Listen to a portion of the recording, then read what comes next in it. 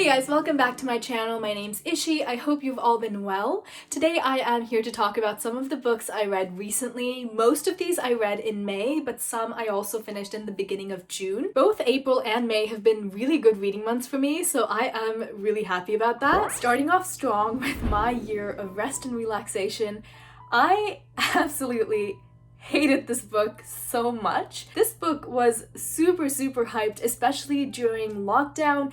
Everyone loved this book. Everyone was recommending this book. Did we read the same book? Because I feel so deceived and betrayed after having listened to all of those really good reviews and after reading this book and hating it so much. This book is about this girl, I don't even remember her name, I don't know if it was ever mentioned, but she basically decides that she is going to sleep for an entire year and just not associate with anyone or do anything for like an entire year to recharge.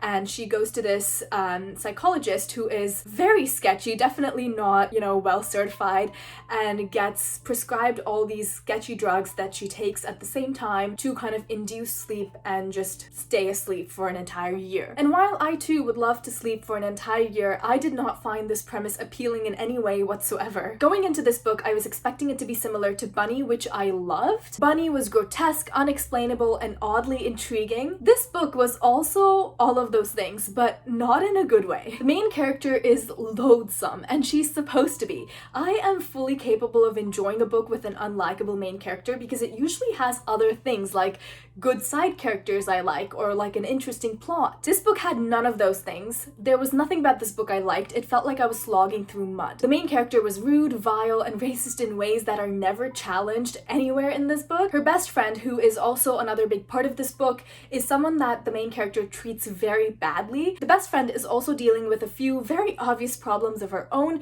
which are never really addressed properly in this book at all. There is no character development. On literally the last page of this book, the main character has this aha moment where she realizes all of these things, but that doesn't count because having like a light bulb go off on the last page of the book is not character development. The problems that this book tries to address, such as addiction, eating disorders, bulimia, depression, suicide, are not handled very tactfully. They're done very crudely. I did not like how all of these things were addressed at all. And 9/11 is used as a plot device, which, why? Overall, there's no point to anything that happens in this book, and I absolutely hated it. 1 star. On a more positive note, the next book is one I loved, Jade City by Fonda Lee, which I gave 5 stars. This book takes place in K-Con, where there are 2 crime syndicates. They are known as the Greenbone clans, and in this world, wearing jade gives you superhuman abilities. So people of both these clans wear jade and they fight with each other, and they are basically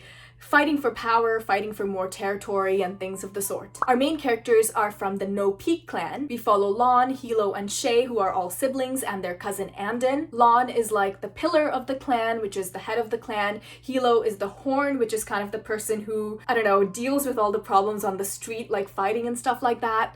And Shay is she's doing her thing. And Andon is in school to become a greenbone. I don't know why I put off reading this book for so long because I absolutely loved it. I almost have no words, but just wait, the words are coming. This was my second attempt at reading it because I did DNF it once before, not because I didn't like it, but because I just got into a bit of a reading slump. I think it was last year or something, and I just couldn't continue, so I decided to put it on hold and come back to it when I felt like reading again. This book was not what I was expecting it to be at all, because when I went into it, I didn't know a whole lot about it, and I was expecting more of a fantasy sort of setting, but this book is more urban fantasy, I guess. It's set in modern day, but there are obviously fantastical, supernatural aspects to it. The world building was so amazing and the characters were so well written. I enjoyed reading through the perspectives of all the different characters. This book has a very strong and steady plot. There were no big things that happened out of nowhere. Everything is well and fully foreshadowed. The author builds up to all the big moments until you can almost see them coming, but not in a bad way where you can tell what's gonna happen. It's you can see something is about to happen, and when it finally happens, you feel so much satisfaction. It kind of felt like we as readers were in the know, and sometimes we knew more than the characters themselves because we did follow many different characters and many different perspectives, so we would know something that other characters don't. And I really enjoyed that. I also loved Hilo, but at the same time I didn't like him. And that's what I mean when I say that the characters are well written, because their flaws are also fully fleshed out. I love this book so much, 5 out of 5 stars, which is why I immediately started reading the next book, Jade War. Jade War is a continuation of the first book, but it takes place several years later. And if you haven't read the first book, this is going to be spoilers for Jade City. But what happens in Jade City is that Lon dies, so Hilo is now pillar of the clan. Shay is the weatherman, who is kind of like the person who decides all the financials and stuff like that, and a lot has changed. And while Jade City took place in K-Con and we got to know K-Con really well, this book kind of expands out into the world. We get to see all these foreign powers and all of these places overseas, and I really like that because the world building is absolutely amazing. We get to know this world on a very international level. We read about world politics and war and things that are not related to K-Con itself, but have a huge impact on it. And it's amazing how Fonda Lee manages to fit all of this information and all of this world building so seamlessly into this book without making it seem like she's info dumping. I think it's honestly so amazing. And again, the characters are so well written. Like I mentioned, all of them have, pros and cons, and I love all of them, but also dislike all of them for certain things, except for Wen. Wen is Hilo's wife, and I absolutely love her. Hilo, like I said, I love and hate him, and while he's all amazing and cool and strong, I hate how self-assured he is. Like, he just expects people to do what he says, including his family, and I get that that's the point because he is, now the pillar, and, he's the boss. People are supposed to do what he says, but I don't like that part of his personality. I also like Andon. In this book, he spent the majority of his time in Espana, and we get to see how his time there affected the clan and affected him, and I just really enjoyed reading his story. I'm not a big fan of Shay, to be completely honest. I liked her in the first book, but in this one, it's like, she just seems a bit like hypocritical to me. One thing I love about the series is that the villains are really well developed. Again, there are 2 crime syndicates. The No Peak clan is where all our main characters are from, and then there is the Mountain clan, which are kind of the villains of the story.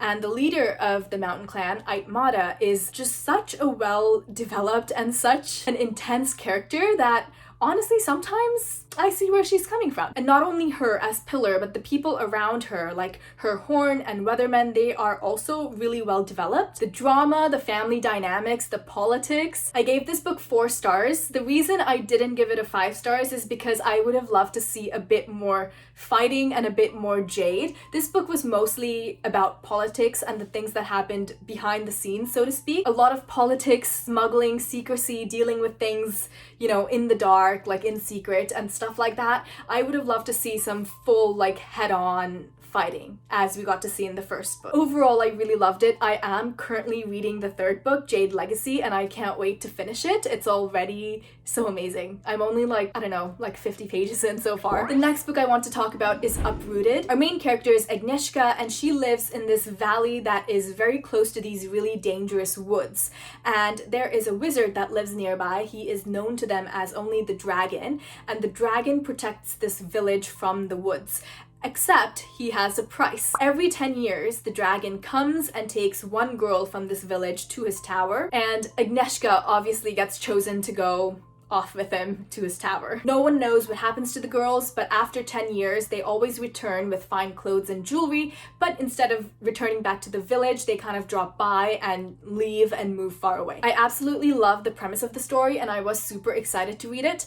Another reason that I was really excited to read this book is because it's written by the same author who wrote Spinning Silver, which I also really loved. I loved the first quarter of this book, during which Agnieszka gets taken and is getting to know the dragon. After that, it kind of went downhill. The summary kind of gave me the impression that Agnieszka would go off to this mysterious tower with this mysterious wizard and leave behind her old life at the village. But instead of leaving the village behind, the village just gets pulled into every single plot point of the book, and she never leaves her past behind. Like, she's always just dragging this village and the people of this village with her, and I really did enjoy that because I wanted to see her grow out of that and meet new people and do new things, not just, you know, keep on dragging this village into every single plot point of this book. Agnieszka's best friend is this girl named Kasia, and she is very beautiful, very perfect in every single way, and until Agnieszka got chosen, everyone thought that it would be Kasia who got chosen by the dragon instead. And Agnieszka is always talking about her, and she's this whole very important person in her life, but she's never really like on page. We don't really get to read about her that much except through the memories of Agnieszka, and I just couldn't relate to her. I couldn't care about her, and I just hated that she was such an important part of the book because I did not care about her whatsoever. We also don't spend enough time with Agnieszka in this village to care about the people in this village, and when the village falls upon trouble and Agnieszka starts bending over backwards to save it and save the people of this village, I could not care less. Like, I don't care. Like, yes, I get it. Like, she grew up there, she cares about them, whatever, but I don't care. I also found the main character to be very infuriatingly self-sacrificing and righteous. Like, oh, I need to do all this because it's the right thing to do and blah, blah, blah, blah, blah. Like, shut up. I hated the romance. I hated the romance so much. I wish there was no romance in this book. If you don't already know, there is a romantic plot between the dragon, whose real name is Sarkin, by the way, and Agnieszka. Agnieszka is obviously this 17-year-old girl, and Sarkin is this wizard who is hundreds of years old. And in the beginning of the book, he was very much like a mentor figure to her. He was teaching her magic, and he was very much like, you know, those old sage people in fantasy books who like teach you things? He was kind of portrayed as that. So when the romance between them started, I was shocked because I did not see it coming. In my head, he was like a grandfather type of person who was teaching her things and she looked up to him, and I was so taken aback. I was shocked. I did not see it coming at all. There is literally zero chemistry between them. I was gagging. I felt physically ill. Sarkin is a wizard, and wizards are basically immortal, which is why he's so old. And Agnieszka is a witch, so she's also immortal, and one day she will also be hundreds of years old. But right now she's 17, and a romance between them didn't really make sense. But like later on, when she is also hundreds of years old, I can kind of see it, but not now. And I know it's unfair of me to say that because there are tons and tons of other YA books where there is romance like this. ACOTAR, for example, with Feyre and Rhysand, that's kind of like the same thing. But the main difference between this book and books like those is that Sarkin is very much written as an old person. And in those books, the love interest is very much written as a youthful person. Rhysand, for example, is not written as an old person. He's written as like a youthful, young, handsome sort of person, you know what I mean? Sarkin is written as an old person. There are several times in this book where Agnieszka is like, oh, he looks young, but you can see like the age in his eyes and like all these things. Like I said, when I first started reading this book, I literally thought of him as like a grandfather figure. Sarkin staying in a mentor role would have made just so much more sense, so I did not like the romance. And the whole mystery of the girls being taken every 10 years and then never returning back to the village but moving far away, the explanation of all of that was also so underwhelming to me that I couldn't believe it. I was like, is this seriously the answer to this huge mystery? I was very disappointed. And I also didn't like that Agnieszka, after just a couple months of practicing, was doing all this grand magic on par with witches and wizards who have been doing magic for hundreds of years. Like, there was no, you know, learning curve with failures and stuff like that. She's just suddenly so strong and powerful, so that's not realistic. I mean, yes, I know it's magic, it's not realistic anyway, but like, you know what I mean. Anyway, overall, this book did not live up to my expectations, and unfortunately, I ended up giving it 2 stars. The next book I want to talk about is Spells for Forgetting, which I absolutely loved. I ended up giving it 5 stars. Our main character is Emery, and she has grown up on this magical, mysterious island her whole life. She's like 30-something now, but back when she was in high school, like 17, 18, her best friend dies, and Emery's boyfriend is the one who is suspected of having killed her. So the boyfriend, his name is August, moves away from the island, and Emery never sees him again until he comes back to bury his mother. This book is definitely not everyone's cup of tea, but it was exactly my cup of tea. And when I say cup of tea, I mean I want to turn this book into liquid and drink it. It was so beautiful to me. The story was so beautiful and haunting, and there is magic, but not like the big showy kind of magic. The magic of this book is really hidden in the details. Sersha is the small island where everyone knows everyone else's business, and we follow like a lot of different characters. We jump in and out of their stories, and it somehow felt different from just another book with multiple point of views. And I don't know if I can fully explain it, but like a TV show with the camera following a bunch of different characters around, even though those characters might not be central to the plot yet. Every single person on this island that we follow has a really big secret, and I do wish that Emery's secret was bigger than it actually was. I also love how convoluted the actions of everyone were. I honestly couldn't predict what was about to happen next because, like I said, everything was so convoluted, but in a good way. When August comes back to this island, everyone is suddenly thinking back to Lily, the best friend's murder, and everyone is suddenly, thinking about it again because why has August come back after all this time? And they realize that murder was never really solved, so he is still a suspect, so everyone's kind of like in each other's business again, and this is not necessarily a whodunit story. The book was more about August returning to this island and about August and Emery's relationship, the island's magic, and the actions of all the people involved. It didn't really feel like Emery was trying to solve a murder case, but it felt like we, the readers, were trying to knit all the pieces together. And I just loved the whole vibe of this book. I really, really liked it. One thing I will have to mention though is that even though both August and Emery are supposed to be in their 30s, they don't read like characters in their 30s. It honestly feels like they're maybe like early 20s. They feel much younger, so they are not really like, I don't know, I never really saw them as mature characters. It was eerie, atmospheric, character driven, and if I were to compare it to another book, it would be The Near Witch by V.E. Schwab. It kind of had that same, creepy, haunting feeling to it, and I really, really loved it. I ended up giving it 5 stars. And because I loved Spells for Forgetting so much, I decided to read Fable, which is by the same author. This book is about this girl named Fable who is on this island, which is terrible, and she basically has been trying very hard to save up enough to get off of it. She basically dives in caves to collect these like gems, and she sells them and then saves up the money, and she's been doing this for like 4 years, and now she finally has enough to kind of get off the island, and her goal is to find her father, who is the person who left her on this island in the first place. I don't know why I thought that this was a Little Mermaid retelling. It wasn't. Like, for some reason I just thought there would be mermaids involved or sirens or some creepy magic, but there was nothing of the sort. There was no magic. It was fun, cute, easy to read, but honestly not very memorable in any way. I don't really like the main character or the decisions she made, and the plot was like, I don't know, like I kind of explained what the book is about, but outside of that there really was no other plot. There was not much else happening. I also hated the romance because it came out of nowhere, and I didn't even know that the love interest was the love interest until they suddenly kissed. I'm like, excuse me. There was no chemistry, no build-up, and suddenly they're in love. Like, stop. Fable does end up finding her father, but even that is so, like, underwhelming because he wants nothing to do with her, so she's, like, sent off on her way again, and it's just so pointless. And while I would love to go more into detail about it, I really don't have that much to say, so didn't like it, didn't really hate it either. I gave it 3 stars. The next book I'll talk about is Pachinko, which I also really, really loved. I ended up giving it 5 stars.